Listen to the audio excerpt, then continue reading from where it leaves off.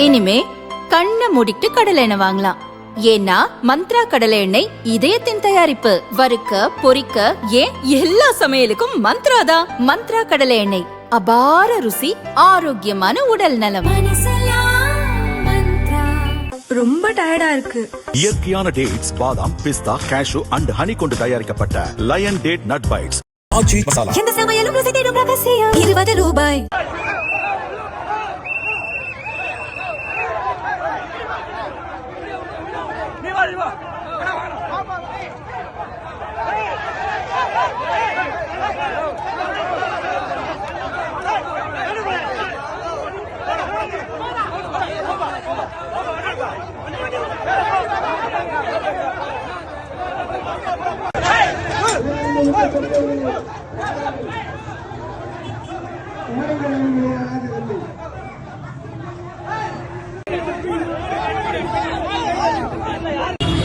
ஆலந்தூரில் அமைச்சர் அன்பரசன் முன்னிலையில் திமுக தாவேக தொண்டர்கள் மாறி மாறி கொடிக்கம்பால் அடித்து பயங்கரமாக மோதிக்கொண்ட சம்பவம் கடும் அதிர்ச்சி ஏற்படுத்தியுள்ளது.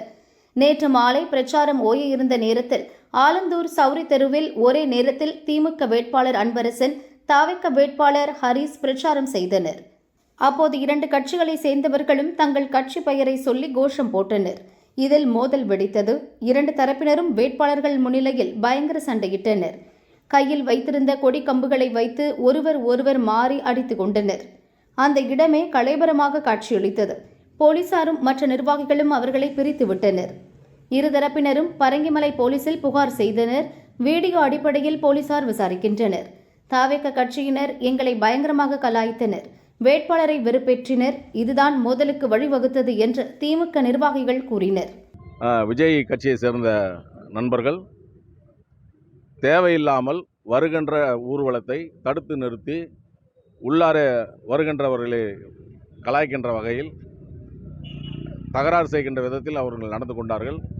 அதை தடுக்கின்ற பொழுது தேவையில்லாமல் வார்த்தைகளை விட்டு வேட்பாளர் பார்த்து விசில் அடிக்கிறதும் வெறுப்பேற்றுவமாக இருந்தார்கள். இளைஞர்கள் சில பேர் அவரை கண்டிக்கின்ற பொழுது தேவையற்ற வரையில் அசிங்கமாக பேசி பெண்களிடத்திலே தாறுமாறாக நடந்து கொண்டு இப்படிப்பட்ட அநாகரிகமான செயலை நாங்கள் கண்டித்து அதை எச்சரித்து அனுப்பியிருக்கிறோம்.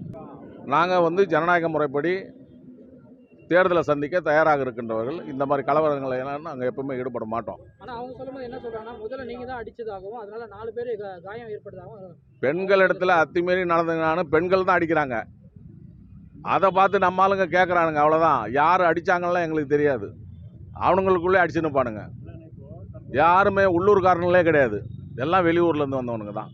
முகம் தெரியாத ஆட்களை கூட்டிகிட்டு கூட்டத்தை சேர்க்கணுன்றதுக்காக வந்திருக்காங்க. வாகனத்தில் வேட்பாளர் வந்துன்னு இருக்கும்போது அதை போகிறத தடுக்கிறாங்க. தடுக்காதீங்கன்னு சொல்லி நாங்கள் 2 பக்கத்துலேயும் நம்ம ஆட்கள் நிறுத்தி வழி அனுப்புகிறாங்க.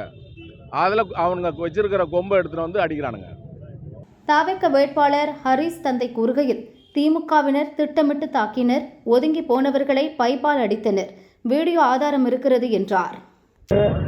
தமிழக வெற்றி கழகத்தினுடைய சார்பாக அதிகாரப்பூர்வ வேட்பாளர் என் மகன் அறிவிச்சிருக்காங்க. அவர் இன்றைக்கி ஃபுல்லாக வாக்கு சேகரித்து 5 மணிகளில் எங்களுடைய பிரச்சாரத்தை நாங்கள் பட்ரோடு பகுதியில் நசரத் புனன்ற பகுதியில் முடிச்சுட்டு நாங்கள் எங்கள் வீட்டுக்கும் அலுவலகத்துக்கும் லீராயில்மேன் ஹோட்டல் பக்கம் மாதபுரத்து வழியாக சௌரித்தெரு கடக்க போக சொல்லும்.